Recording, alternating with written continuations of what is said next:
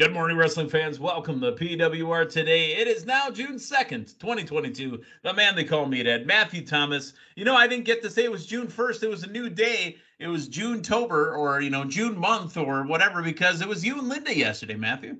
It was, and so we're in the second day of June, so you can still wish everybody a happy June. And June actually featuring, I believe, the longest day of the year, right? Don't we have the day where we get the most? It's either the 20th sunshine? or the 21st, depends on who you follow, because spring is always the 21st, and that is supposed to be the summer solstice, where it is the sun comes up at the earliest point and the sun goes down at the latest point. Another great educational tidbit here from the folks at PWR Today. You know how I learned that? On my knuckles. Just kidding. You know what? I mean, you could probably raise a child pretty good. All the education that a child needs just by listening to us on a daily basis. Yeah, you could do that. You could also raise your child in some of the best in wrestling fashion, Matthew. And how would they do that? Whether it's a child or whether it's somebody that reminds you a lot of Sting in his early days, you can head on over to collarandelbowbrand.com, enter promo code LindaK, save 10% off, and shop the wonderful assortment of threads for June or July or really any month that you see so fit. collarandelbowbrand.com. I was setting you up and you missed it a little bit, but I know we said off air that we weren't going to bring it up because the promo ended for yesterday. Wednesdays were Wrestling for the Children. That's right. Wednesday. I was talking about children, and it was right there. I set it up for you. But the reason I bring that up is it looks like our friends at collarandelbowbrand.com are going to have some special promos that might be running. I need them to run off some promos for the 4th of July. I need some Collar and Elbow brand gear for the 4th of July this year. Yeah, you could definitely stand to wear some collar and elbow while you're at your 4th of July, cookout with your spatula and what's the little pointy. Do you know where I get all my spatulas from? Where do you get your spatulas from? Spatula City. Buy 9 spatulas, get the 10 spatulas free. Spatula City. Do you know where that's from? That's a great great deal. Where is that from? That's from UHF. That was going to be I almost said UHF. I almost said. A piece of cinematic masterpiece. UHF. You know what? Right. I think Weird Al is actually on tour this summer, if I'm not mistaken. He is on tour, and there's a movie coming out starring Harry Potter as Weird Al. Yes, I've heard about that. Daniel Radcliffe starring as Weird Al Yankovic. Man, I will definitely consume that piece of media. Okay, so let us get to the news. We have only got really one piece of news, but it's a big one. A&E and WWE are back at it again. They're back together, and they've got new content coming this summer. It was announced earlier today that 9 weeks of all new WWE-themed programming will air on A&E starting Sunday, July 10th. That's next month. They're going to have a program. Yep, they're going to have a programming block to include the second season of Biography, WWE Legends, a new show called WWE Rivals, and a new after show named WWE Smack Talk. Now, Rivals will air at 10 p.m. Eastern. The show will be hosted by actor and former WWE writer Freddie Prinze Jr., who's also trying to start his own wrestling company, if you remember correctly. Actor and former WWE writer Freddie Prinze Jr. leads a roundtable discussion of WWE luminaries to delve into the storylines and dynamic characters behind the epic battles that built WWE. Matthew Thomas, we talked off air about this. This sure sounds like 24/7 WWE and the roundtable that they had, their big show that they started off with. Yeah, one of the first things that I watched once I actually got the network, those old roundtables from probably, I think they were the mid-2000s, like 05, 06 or so. Those were absolutely outstanding. That's what this reminds me of. Now, question to you, do we know the post-show? Do we know what that is? Does that premiere immediately after this? Is that going to be another in-depth discussion on this? Do you have any idea? I don't know, but WWE Smack Talk will begin at 11 p.m. Eastern, so that doesn't sound like it's immediately following any live WWE programming. But it will star Booker T, Peter Rosenberg, and Jackie Redmond, and they will be hosts of the half-hour show. They'll be joined by WWE legends, current wrestlers, and other celebrity guests to break down that night's Biography and Rivals episodes. Okay. So it's going to be like a Talking Dead type deal. Yeah. Now that's cool, man. I mean, that sounds like a night of a night of WWE. And what day of the week did you say these air on? They'll be airing on Sundays starting at 8 Eastern, 7 Central. Let me put this out there as well. The WWE Legends, Biography WWE Legends, they have announced the categories or the content. The Undertaker, Goldberg, the Bella Twins, Lex Luger, Edge, Kurt Angle, Rey Mysterio, D-Generation X, and the first WrestleMania. Wow. Interesting. And what's interesting here too, we're also going off of the individual person into specific events, i.e. WrestleMania 1. I'm glad to see AEW pick this back up again. I had a really good A&E. time with A&E. Oh my goodness, I'm doing it again. That's all right. Yeah. WWE was mentioned on Dynamite last night, so I mean we'll get there. You know what, man? I wouldn't mind if you throw me a little bit of the Treasure show. I wouldn't mind seeing the second season of that. But hey, I'm happy with what I've got, and I like the fact that it's all this big block. I mean, I think your A&E it's making Sunday their wrestling night, and Destination I couldn't be happier. TV. You know what? And not this is not a knock on this because I hope it comes back, and I enjoyed it, but I kind of view the A&E season as like the polar opposite of Dark Side of the Ring. You know, whereas you had a lot of those Dark Side of the Rings that were kind of tough to watch and get through. A&E, it's you know, it's kind of shined up real nice. It was shined up real nice. It made me feel warm and fuzzy. WWE production. And you know what I really liked was, and this is a small thing, but not really, because it's what my brain initially associated with this. You know, when you bring it up on demand, the little picture, the little, it's not video box, but the little icon for the A&E shows, they always had such nice, warm, inviting colors. And my goodness, just the freaking cover art on the biographies we had on the WWE Legends last year, I really like that. And hey, I mean, it's apparently it made enough of an impact for me to me bringing it up right now on air. Well, look at you. You've already brought up WWE, AEW, and Impact Wrestling. So look all at you go. by complete accident. But I'm really excited to see how everything goes. I can't wait to watch the Rivals, Smack Talk, and Biography. I'm excited. It all starts Sunday, June 10th. All right, Matthew, let's get into Dynamite from last night. And coming off the heels of Sunday's pay-per-view of Double or Nothing, they were at their first ever West Coast show, LA. The first time they're in California. And they are in the original LA Forum, now called the Kia Arena, I think it was called. It was Kia something. Interesting. I gotta tell you, aesthetic-wise, the show was sold out, 100% sold out. We again brought this up right before we went on the air, but you guys have heard, Matthew, you've heard, Linda, you've heard me say that I cannot stand when they do the elevated ramp to the ring. Bryan Danielson got his leg caught in it. They had an elevated ramp this time, and then it went down to the ring. If there's a compromise between AEW and the man they call Meathead, they made that last night. It looked beautiful. Absolutely. And I mean, what made it for me were the graphics, man. I mean, the graphics were overlaid on this ramp, you know, when we had it's not overlaid, intros. It's underneath. It's LEDs underneath. Yeah. So I guess technically interlaid or intralaid or is the word I was looking for, but I thought it looked sharp. I thought it looked really nice. And I mean, I don't think the incline was there like we'd had in other episodes. Like the elevation looked good. And, do you know why that ramp was so long? Because they sold out the arena, so the stage was set all the way back. Yeah. And that's the difference. That's what happens sometimes, folks, when they have to resituate. Like, for example, if WWE would have stayed at Allegiant Stadium for Money in the Bank, they would have had the ring damn near on the 35-yard line ready to kick a field goal because they would only use the front corner of the stadium, right? Yep. They used the entire arena, so the stage is all the way back. So they had a nice long ramp. Will they be able to do it for every show? Probably not, but it looked beautiful. Yeah, no, it was a great presentation last night. Kia Forum, by the way.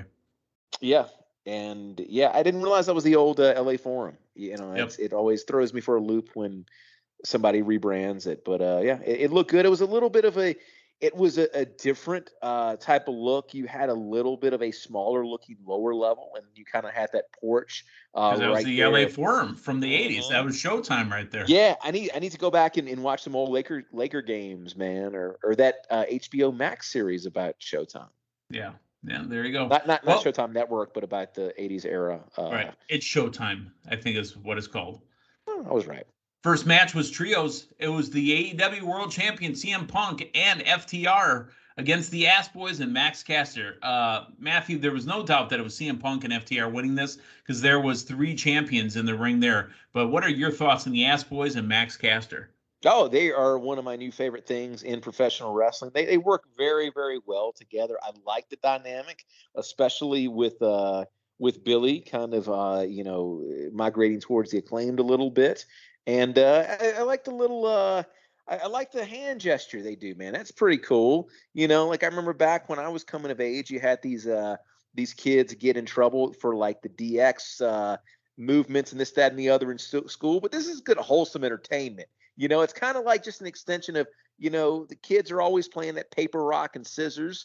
It's just an extension of that, man. If you got the whole scissor part of that down, like you can do their cool hand gesture. And what I like too is you're not doing it by yourself too.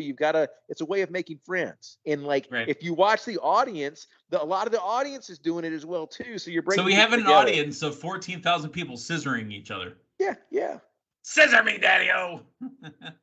Yeah, I think it was actually changed last night to "Scissor Me Ass Daddy," which was the spin he put on it, I think. Wow. Well, the fact that the Ass Boys don't like being called the Ass Boys by Max Caster and what's his partner's name again? Sorry. Max Caster and his partner, and Max Caster's partner. Yeah. You know what? We should be better at this, and I don't know why I cannot figure out his name. Max Caster, Colton Gunn, Austin Gunn, Billy Gunn. Max Caster came out with a rap, but I cannot think of his name. Good gracious. What is the man's name? Max Caster and Anthony Bowens. Yes. Anthony Bowen. I was getting ready to say that. Yeah. But anyway, CM Punk and FTR with a win. Not a terrible match, but you know what? It was a hot match because what it's there for is to put over CM Punk and FTR. The crowd was hot for it. The announcers made it a big deal. But again, you're talking about a guy who watches American wrestling, not New Japan Pro Wrestling. Who the hell is Hiroshi Tanahashi? Who is he? Man, you know who he is, Meathead? He's a guy that he's been on AEW before already. Well, he reminds JR a lot of Sting. He's kind of similar to how Sting was in the 80s and 90s. He's kind of like Sting. That doesn't do anything for me. That was about all we got explanation-wise. Right.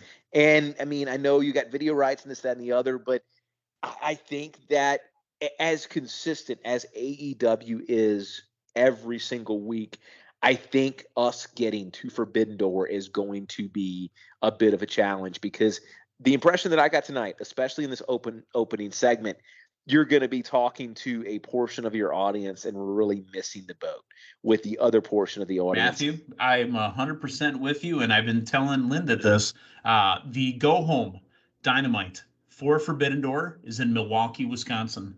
And I said to her, as much as I'm excited to go to the show again, I'm going to have a show with a bunch of New Japan Pro Wrestling guys. I have no idea who the hell they are. Well, and let me throw this out at you too. I mean, CM Punk winning a professional title in 2022 is a big deal. And I don't really feel like it was treated with the levity that it needed to be treated with last night because Punk's not out there solo. He's part of Trio's tag team match. And as much as I love everybody involved, it made it feel a little watered down. And we immediately have this bleeding into a match that a lot of your audience is not going to get. I think last night with the booking of this particular match, this being the first that we got as CM Punk as champion, the first exposure we got to him with that belt, Meathead, he didn't even get, and it was respectful for him waiting on FTR, I get it, but he didn't even get his own entrance as a champ last night. We'll get that next week. Yeah, but I think you can only, that's something that only happens once. You only have your first segment after winning the title, and then it just going immediately, and it was quintessentially. I mean, it was Monty on Let's Make a Deal. It's like, all right, show me who my opponent is for this Right. pay-per-view. That Let's was sell terrible. some pay-per-views, you know? Yeah, it was terrible. But remember, he'll be coming home. He'll have the victory return home at the Forbidden Door pay-per-view in Chicago as the conquering world champion. So AEW's not losing any steps there. We missed it. We didn't get their first touch, but we'll get that in Chicago. We were promised that we were going to hear from MJF to open the show up with that graphic during the opening match. MJF's. Is he going to be from a hospital bed? Is he going to have an oxygen mask on his forehead? MJF is going to talk. Not only did we hear from MJF walked out. Not only did he walk out like he didn't go through hell, even though he said, I'm sore as hell, but I'd like to talk. And then he led off with the most scathing promo we've ever heard. The stuff that happened with MJF over the weekend, now to me, Matthew, 100% calling out Tony Khan, WWE, and everything else. This is a work. Yeah, it is now. And how much truth there was behind there being actual heat, I don't know. I don't think we'll ever know. And I really don't care. All I know is I was greatly entertained by what I saw last night. And we knew it. We knew he was in the discussion. But I think with one promo last night, MJF just became the biggest star in the industry. He pulled back curtains and said that, maybe you shouldn't pay all these ex-WWE guys all that money. Ooh. He said that, you know what, go ahead and fire me. I was going to no-show. Now they're playing off the Sasha and Naomi stuff. It's a 100% work. But you know what? I'm there every week to see it. I am too. And, what really struck me was, everything he delivered was outstanding, but it is watching his passion and watching his delivery. He could have been up there reading the phone book, but watching this guy, the way he is able to emit his emotions, it's just he's outstanding. And it goes without saying. He mentioned he's 26 years old. This dude's 26, man. And I think that if we get to a situation, whether it be in the near future or whether it be in 2024 or whenever, if AEW loses MJF and they don't manage to hang on to MJF when his contract comes up, I think that is going to be one of the first major blows to AEW, much more so than Cody. Cody was a pillar of AEW from the start, but Cody was established in WWE. MJF is I think the first original AEW, which you can really claim as a homegrown talent that is going to be an absolute megastar in that company. So let me ask you this. Mm-hmm. Let me ask you this, and we got to move on from this. But let me ask you this: if AEW does end up paying MJF, and I think they will, I think this all will work.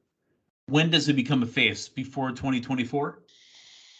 Because how can he continue to be a heel if the company says that we're going to do this or that with him, and he does get paid? How can he continue to be a heel if he gets what he wants? Yeah, it's a good question, and he turned that crowd last night, man. We still he got censored out for the last 30 seconds, but you know why it's a work? Because they bleeped it perfectly. No, it was spot on. And I will tell you, you and I didn't discuss this off air, but I think Fight, actually, the people who subscribe to the AEW feed via Fight got it unedited. So if you do a little bit of digging around on the old internet, you can watch it unedited. And he said the really bad word, Meathead. Was it Farfignugan? That's exactly what he said. It was multi-syllables, man, because they bleeped him for a long time. Matthew, if my only job now is to pop you, I think I've got you 4 times this week. I really do.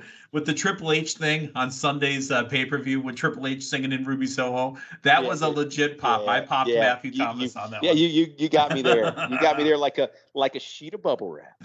All right, match number 2, and we've already gone how long? We're only on match number 2. This was a packed show. Johnny Elite, he said he put out an open challenge to anybody. Gets out to the ring. And again, back to back to back. And all of a sudden, it goes to this video. This is the only, I don't want to steal other people's lines, but the only little bit I would tighten the screw on, right? Yeah. The promo came off a little weird because it was not placed well, but it was perfect that it was this man. It was God's favorite son, Miro, and Miro defeats Johnny Elite. Yeah, great to see Miro back. I think he is he is a star. I look forward to seeing what they do with this run. I think he's Punk's next challenger after Forbidden Door. Yeah. Because in his promo, he mentions the Punks, the Cowboys, all those. He mentioned them all. And my goodness, they have got their lane straight with him. I mean, there was a lot of growing pains. I mean, maybe not like growing 6 inches in the summer type of growing pains, but there was a lot of growing pains with Miro. Remember when he first showed up, with his haircut, and he liked video games, and that was his thing. The only time he really showed any emotion was when somebody damaged his video game cabinet.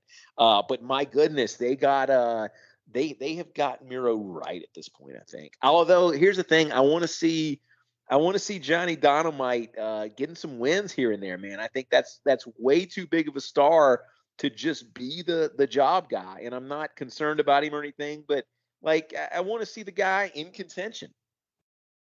All right, the entire arena chants Eddie Kingston, while Eddie Kingston and William Regal enter as the Jericho Appreciation Society is in the ring. And, they're basically talking about how they came out victorious. You know what? Here's a couple things that happened. Kingston challenged Jericho to blood and guts because he wants blood and guts. And then Jericho says that, I'm going to shoot fireballs because I'm a wizard. But what he did get was he got a mad ball to the back of the head from Ortiz. So what that set up is it's going to be Jericho versus Ortiz in a hair versus hair match. They're going to shave each other's head because Ortiz clipped off some of Jericho's hair because he's a wizard. Yeah, I mean, Jericho, the consistent reinventor of reinventions. We might see Jericho with a tight little haircut coming up. You know what? He rocked the Bon Jovi look for a while. He did, man. But Ortiz with a shaved head would be okay too. Yeah. I mean, I don't think any guy's going to have anything to lose here. So we're going to get it. And its hair, it'll grow back. Yeah. Most of it. Well, sometimes. Jericho, I mean, I'm not putting my guy out there, but Jericho, he's starting to get the Hulk Hogan spot in the back. Yeah. And it was very visible, actually. Really, this last pay-per-view was the first time I'd really noticed it, Yep. So Jericho, the reinventor of reinventors, make him a wizard with short hair.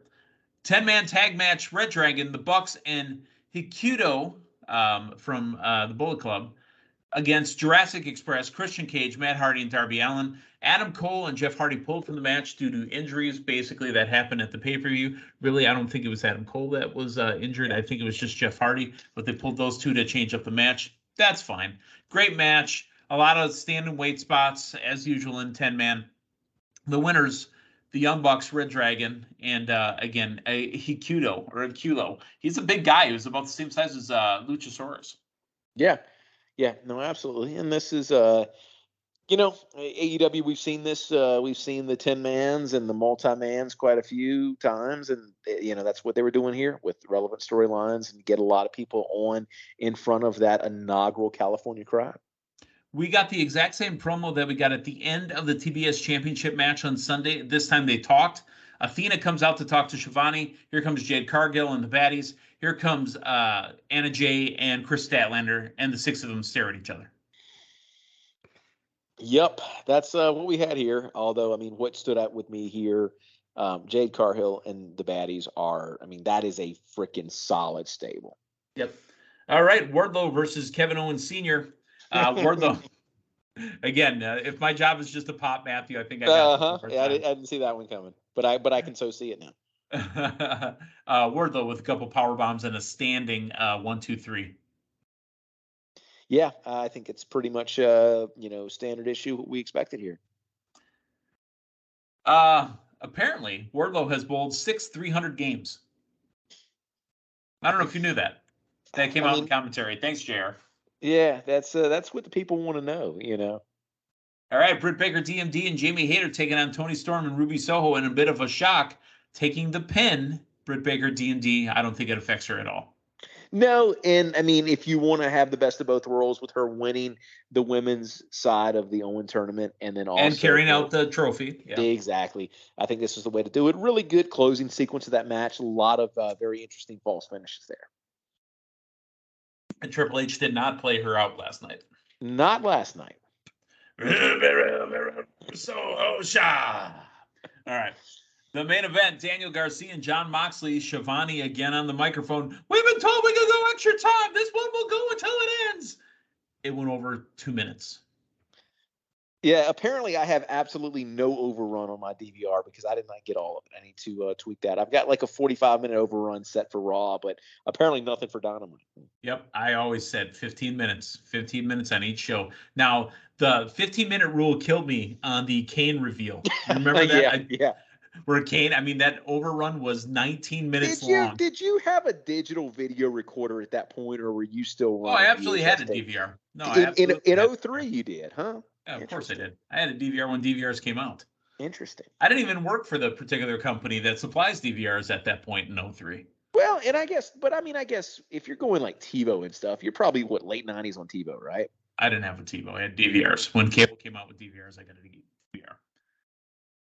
All right, but yeah, Jon Moxley defeats Daniel Garcia. Jon Moxley wearing the Crimson Mask again, and Eddie Kingston hits the ring. Eddie Kingston damn near fell. I thought we were going to have a Titus O'Neil situation. That ramp was so long. He's no Charles Robinson.